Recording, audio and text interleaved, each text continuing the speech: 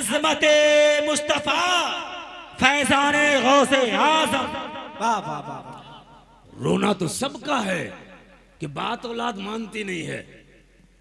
खिलाया क्या औलाद को, खाया क्या खुद। कितने हराम के लुकमे खा गए।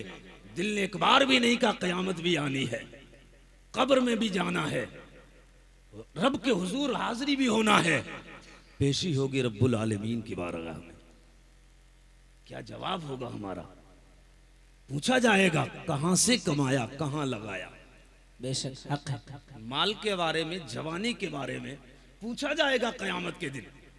क्या जवाब होगा हमारा? सैयदना शेख अब्दुल कादिर कोई ऐसे नहीं बनता है जिनके माँ बाप भी शान वाले होते हैं, तब जाकर कोई शेख अब्दुल कादिर बनता है। करामतें तो बहुत सुनते हैं, शेख अब्दुल कादिर ने ये कर दिया, वो कर दिया, ये कर दिया। हजारों करामतें हैं, हद्दे तवातुर को उनकी करामतें पहुंची हुई हैं, लेकिन गौस बने कैसे हैं? बने तब जब रातों रात अल्लाह की इबादत की, जब 40 साल इशा के वजू से फजर की नमाज पढ़ी है, तब जाकर को गौस बने। जब जिंदगी भर माँ का कहा माना, तब जाकर आप गौस बने। जब गरीबों की मदद करते रहे, तब ये मकाम मिला है। मुर्दे जिंदा कर दिए, उल्टी चिड़िया को मार दिया, ये सब कुछ कर दिया, डूबी हुई कश्ती बाहर कर दी, लेकिन ये सोचना है ये मकाम गौसे पाक को मिला कैसे है, उनकी तालीमात क्या है। सैयदना शेख अब्दुल कादिर की बारगाह में एक दिन में जितनी दौलत आती थी, शाम तब होती जब गरीबों में तकसीम कर दिया करते थे। कितने पीर हैं लग्जरी गाड़ियों में घूमने वाले, कितने पीर हैं बंगलों में रहने वाले, कितने लोग हैं जो नोट गिन गिन के अपनी अलमारी में अकाउंट में जमा करते हैं। आईना है सरकार सैयदना शेख अब्दुल कादिर की जिंदगी, उनसे बढ़कर कोई पीर नहीं। सारे पीर एक तरफ, तब भी गौसे आजम की जूती के बराबर नहीं हो सकते हैं। और उनकी जूती का, उनके तलबे का ये मकाम सारे पीरों और सारे वलियों की, वो पीर जो अल्लाह वाले हैं, उनकी गर्दनों पर सैयदना शेख अब्दुल कादिर जिलानी का तलवा है। समझ रहे? ये मकाम मिला कैसे है? तफरीहुल खातिर के अंदर अल्लामा अरबली रहमतुल्लाह अलैह ने एक वाकया और नकल फरमाया है। आपने लिखा है कि शबे मेराज में हुजूर जब चले थे फरिश्तों के झुरमुट में, इस्तकबाल के लिए अल्लाह ने पैगंबरों को भेजा था। पैगंबर इस्तकबाल के लिए, फरिश्ते इस्तकबाल के लिए जब चले ना आगे, सिदरा का मकाम भी आया। मेरे हुजूर सिदरा के आगे का जो लामकानी है, वहां तक हुजूर तन्हा चले। बुलबुले सिदरा ठहर गए। हुजूर जब आगे बढ़े, तफरीहुल खातिर के अंदर सफा नंबर 46 या 45 पे लिखा हुआ है, जब हुजूर अर्श आजम के करीब पहुंचे, अर्श आजम के करीब, ऊंचाई थी थोड़ी, जब ऊंचाई थी तो अचानक क्या देखा, एक रूह मुजस्समे की शक्ल में आई और आकर उसने अपनी कांधे को दिया, कांधा झुकाया। मेरे हुजूर ने अपना कदम मुबारक उसके कांधे पर रखा और रखने के बाद मेरे हुजूर जब आगे बढ़ गए, लामकानी में हुजूर जब रब के हुजूर हाजिर हुए, तो मेरे सरकार ने सबसे पहले मेरे रब से कहा था, मेरे मालिक इतना तो बता दे, जहां बुलबुले सिदरा नहीं आ सकते, जिब्रील नहीं आ सकते, वहां पर मैंने एक बंदे को देखा है रूह की शक्ल में, जिसने अपना कांधा झुकाया, मैंने अपना कदम रखा, आपकी बारगाह में आ गया, बता तो सही वो कौन है?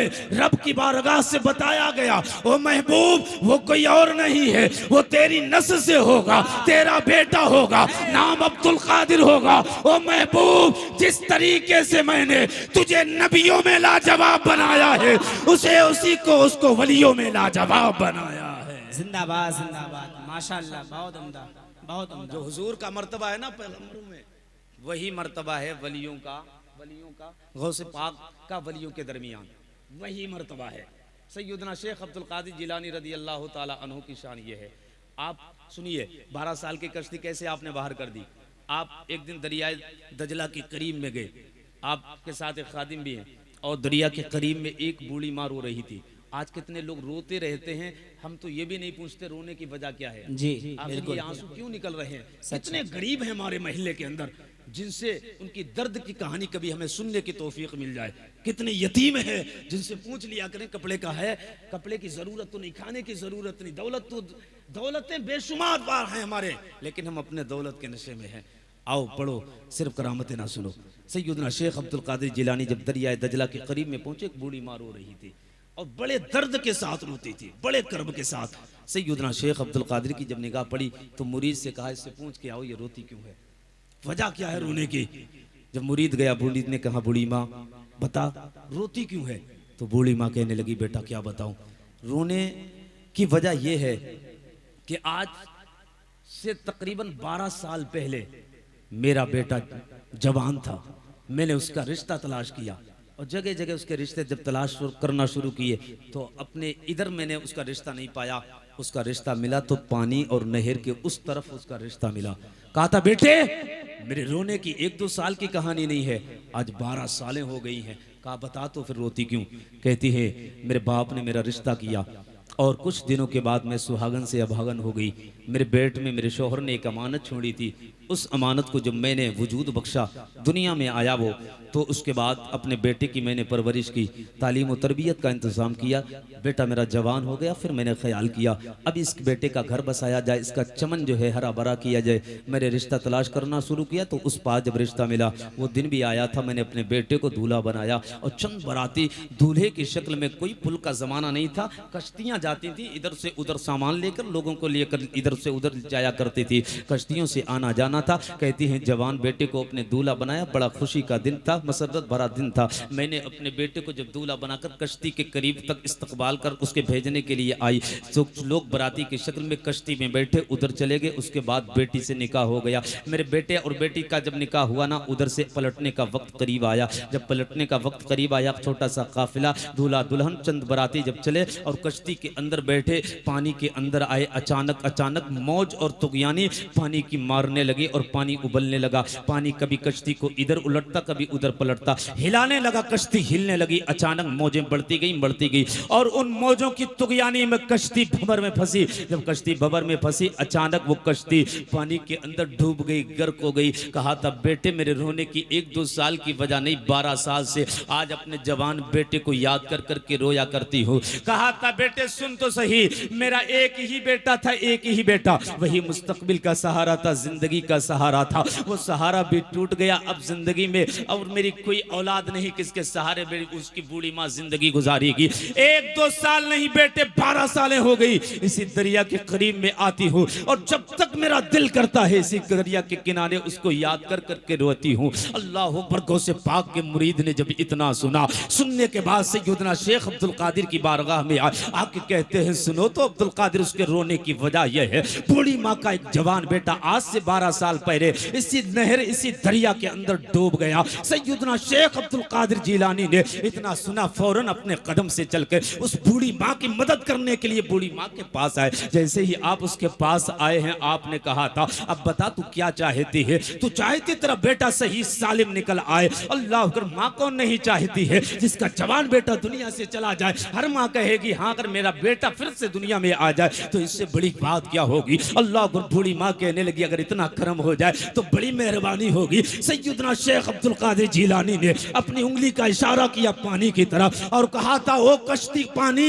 अब जिस कश्ती को तूने अपने अंदर समाया है उस कश्ती को तू निकाल दे। अल्लाह अकबर। शेख अब्दुल कादिर ने एक बार कहा, कश्ती बाहर नहीं आई है, दूसरी बार कहा, कश्ती बाहर नहीं आई, तीसरी बार जैसे अब्दुल कादिर ने कहा है, कश्ती बाहर आ रही है, दूल्हा भी साथ में है, दुल्हन भी साथ में है, जो बराती है वो भी साथ में आते हैं। कश्ती किनारे आ जाती है। बूढ़ी माँ कदमों में गिर के कहती है, बता तो सही तेरा नाम क्या है, किस घराने से तेरा ताल्लुक है। कहा, मेरा नाम अब्दुल कादिर है, मेरा ताल्लुक सैयदों के घराने से है। बूढ़ी माँ कहती है, मैं समझ गई, जब अब्दुल कादिर के इशारे में इतना पावर है तो मदीने वाले मुस्तफा के इशारे में। नारे तकबीर, नारे रिसालत, फैज़ाने गौसे आज़म, जिंदाबाद जिंदाबाद।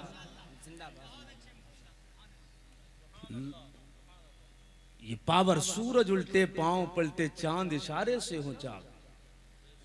तुम कहते हो हुजूर क्या कर सकते हैं, हुजूर क्या कर सकते हैं। अरे हुजूर की बात छोड़, 5वीं सदी के मुहिउद्दीन की बात कर, मुहिउद्दीन की बात कर। आज इंसाफ के साथ बताना, हम कितने ऐसे हैं जो किसी के आंसू पोंछने का काम करते हैं। कितने लोग ऐसे हैं जो ईद का दिन आए अपने बच्चों को बाद में देखें, पहले गरीब के बच्चों को देखें। अपनी बीवियों के लिए सूट बाद में लाएं, पहले गरीब की बीवी के लिए सूट का इंतजाम कर दें। अपने लिए खाने का इंतजाम बाद में करें, पहले बेकस मजबूर इंसानों के लिए खाने का इंतजाम कर दें। इंसानियत बहुत बड़ा धर्म है, खिदमत खल्क। यही मुस्तफ़ा ने हमें सिखाया, यही वलियों ने हमें सिखाया है। भूल गए हम दर्स, हम सिर्फ नारा लगाते हैं जलसों में आने के बाद, इस्लाम जिंदाबाद, वो जिंदाबाद, ये जिंदाबाद। याद रखिएगा, इस्लाम सिर्फ तुम्हारे नारों से जिंदा नहीं होगा, इस्लाम सिर्फ नारे तकबीर से जिंदा नहीं होगा। मस्जिदें खाली पड़ी है, इस्लाम जिंदाबाद के नारे लगा रहे हो, मज़ारें आबाद कर रहे हो, मेले लगा रहे हो, इस्लाम जिंदाबाद की बात करते हो। गरीब का बच्चा रो रहा है, इस्लाम जिंदाबाद की बात करते हो। यतीम रो रहा है, इस्लाम जिंदाबाद की बात करते हो। बेबा की आंख में आंसू है, इस्लाम जिंदाबाद की बात करते हो। महल्ले के अंदर कुछ घर वो है जिसमें फाके होते हैं, तुम इस्लाम जिंदाबाद की बात करते हो। याद रखिएगा, इस्लाम जिंदाबाद सिर्फ नारों से नहीं बल्कि गाजियों के अमल से इस्लाम जिंदा होगा। माशाअल्लाह। आइए अमल की दुनिया में, ऐसे नहीं होगा। सैयदना शेख अब्दुल कादिर जिलानी रदी अल्लाह ताला अन्हु का हाल ये कि आप जब मदीने हज करने के घर से निकले, आपके साथ मुरीदीन का एक मुकद्दस काफिला है, तो आप जिस बस्ती में ठहरे तो आपने अपने मुरीद खास से कहा कि इस बस्ती में जाइए और देख कर आइए सबसे ज्यादा नादार घर कौन सा है, सबसे ज्यादा गरीब घर कौन सा है। तो मुरीद और वो भी गौसे पाक के मुरीद, हुक्म की तामील की। और जब शहर में पहुंचे, लोगों से पूछा बताओ कि इस शहर में सबसे ज्यादा गरीब कौन सा घर है। पूछते रहे, आखिर पता मिल गया कि एक घर है जिसमें बूढ़ी माँ रहती है, बूढ़ा रहता, उसकी एक बेटी रहती है। जब उसके दरवाजे पर पहुंचे, दरवाजा बजाया, मन दक्कल बाब, आवाज आई कौन? कागज से पाक का मुरीद। दरवाजा खुला, बैठ गए। बूढ़ी माँ से कहा क्या हालात करके। बूढ़ी माँ कहने लगी क्या बताऊं बेटा, मेरे घर में कई दिन ऐसे भी गुजरते हैं जो फाके से जिंदगी, कई दिन ऐसे होते हैं जो फाके से कटा करते हैं। कभी घर के अंदर चूल्हा जलता है, कभी नहीं जलता है। बेटे अल्लाह का शुक्र है, अल्लाह का शुक्र है कि कभी रिस्क का इंतजाम हो जाता है, कोई ना कहीं से रिस्क का इंतजाम। मैं हूं, मेरी बूढ़ा शौहर है, मेरी बेटी है। अल्लाह अकबर।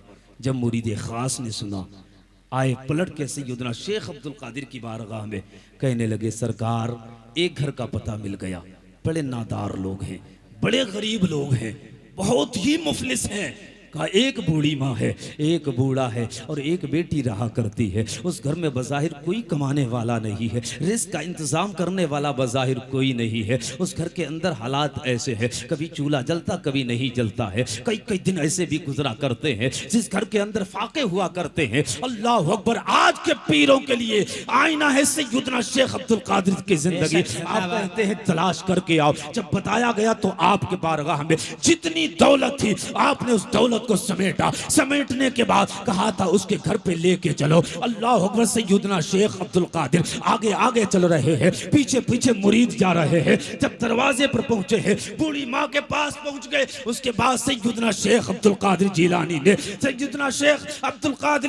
ने सारी दौलत उठाई। उठाने के बाद उसके हवाले की और कहा था अल्लाह तेरी कमाई में बरकत दे, तेरे काम में बरकत दे। कसम खुदा की दौलत भी दी है, दुआएं भी दी दी है, या तो जमाने में ऐसा कोई जो दौलत भी दे और दुआएं भी देकर चला जाए, कोई नहीं हो सकता है। ये तो करीम इब्ने करीम है, सखी इब्ने सखी है, जो देते भी है, दुआएं भी देते हैं। क्यों? ये उनके शहजादे हैं जिनकी अपनी शान ये है, आता है फकीरों पे, उन्हें प्यार ही कुछ ऐसा, खुद भीख दे और खुद कहे मगते। जिंदाबाद जिंदाबाद। बात मैं खत्म कर रहा हूँ, मेरा टाइम भी हो गया। माशाल्लाह बहुत अच्छे। सैयदना शेख अब्दुल कादिर की करामतें बहुत सुनी हैं, किसी का दिल नहीं दुखाया, खिदमत खल्क करते रहे। 2-3 मिनट की बात और सुनिएगा जी। करम करम बहुत अच्छे। गरीब आए तो उसे भी ठुकराते नहीं, अमीर आए उसे भी नहीं ठुकराते। हम तो दावतें भी कबूल करते, कोठी देख के करते हैं जी, महल देख के करते हैं। और आज का पीर भी यही काम कर रहा, पीर भी यही काम कर रहा। सैयदना शेख अब्दुल कादिर की बारगाह में एक गरीब मुरीद आया, उसने कहा हुजूर मेरा दिल करता है कि मेरे साथ इफ्तार करें रात में, तो आपने कबूल कर लिया।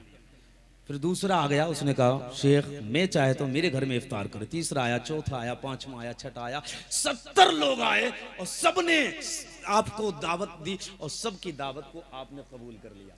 जब सबकी दावत आपने कबूल किया, इफ्तार का वक्त तो एक ही है, लम्हा तो एक ही है, एक ही घड़ी है। लोग कहते हैं आ कैसे जाते हैं हुजूर? मैं कहता हूं अपने अकीदे की जांच करो, जांच करो, चेकअप कराओ अकीदे का। अगर इश्क होगा तो जरूर तशरीफ लाएंगे। बदअकीदों के यहाँ हुजूर नहीं जाते हैं, आशिकों के घर आते हैं। सुना है आप हर आशिक के घर तशरीफ लाते हैं, मेरे घर में भी हो जाए चरागा।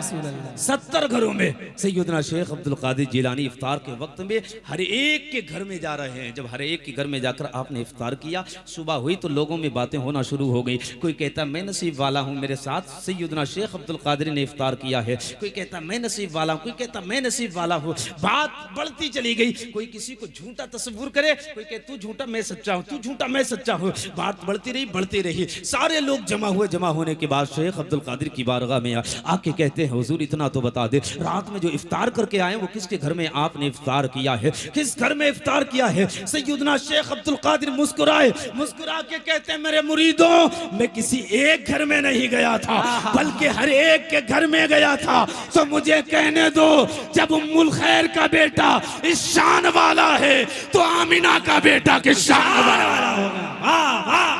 सुना है आप आशिक के घर तशरीफ लाते हैं, मेरे घर में भी हो जाए चरागा या रसूल अल्लाह। रब्बे करीम की बारगाह में दुआ करते हैं, मौला मेरे बोलने में जो खताएं हो गई अपने करम से माफ फरमा। अस्तगफिरुल्लाह रब्बी मिन कुल्ली ज़ंबि व अतूबु इलैहि, ला इलाहा इल्लल्लाहु मुहम्मदुर रसूलुल्लाह सल्लल्लाहु तआला अलैहि वसल्लम।